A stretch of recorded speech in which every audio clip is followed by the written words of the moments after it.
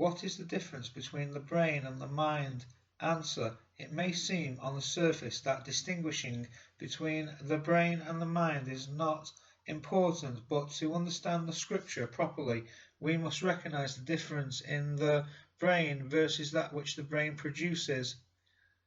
The difference is seen in considering two words, brain and mind. The brain is brain flesh, the physical source of the impulses of man's defiled nature. The brain is defined as that part of the central nervous system that includes all the higher nervous centers enclosed within the skull. In other words, it is the physical member of the body that controls the biological functions of the body, in addition to producing thought, attitude, etc. The mind is defined as human consciousness that originates in the brain and is manifested especially in thought, perception, emotion, will, memory, and imagination. Mind, thinking produced by the brain. Look, when you get down to it, even mental states are actually only physical states, are they not? I mean, the brain is just a chemical supercomputer. The brain creates chemicals which produce feelings and emotions. Like it or not, emotions share some very real biochemical links with your nervous system, immune system, and digestive system. Consciousness is the property of the brain, and the brain is a biochemical engine, or it's just a chemical supercomputer.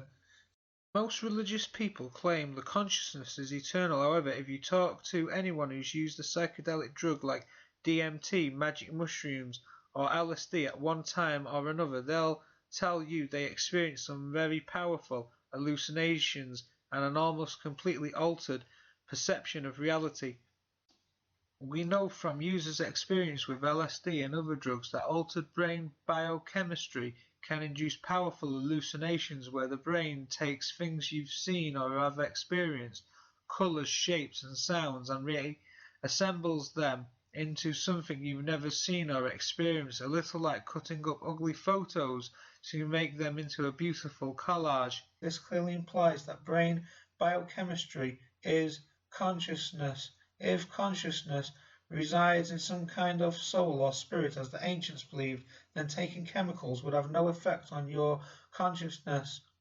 If you can alter your consciousness by taking chemicals to interfere with or mimics neurotransmitters, on the other hand, then consciousness must be biochemical in nature.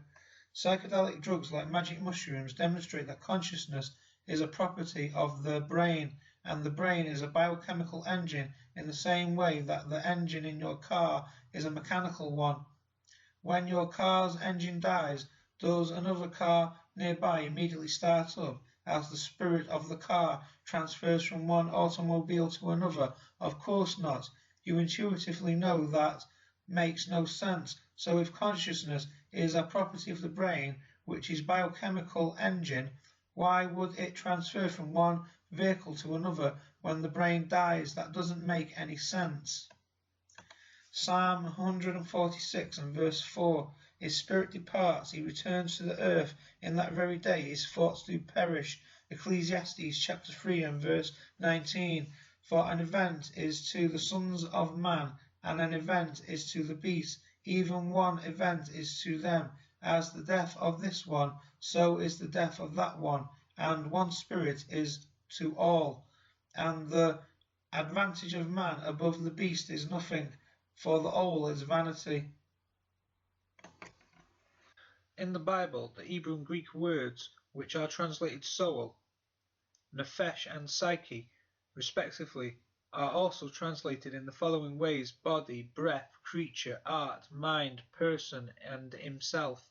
The soul, therefore, refers to the person, body, or self. The famous Save Our Souls, SOS, clearly means save us from death. The soul is therefore you, or the summing up of all the things which make up a person.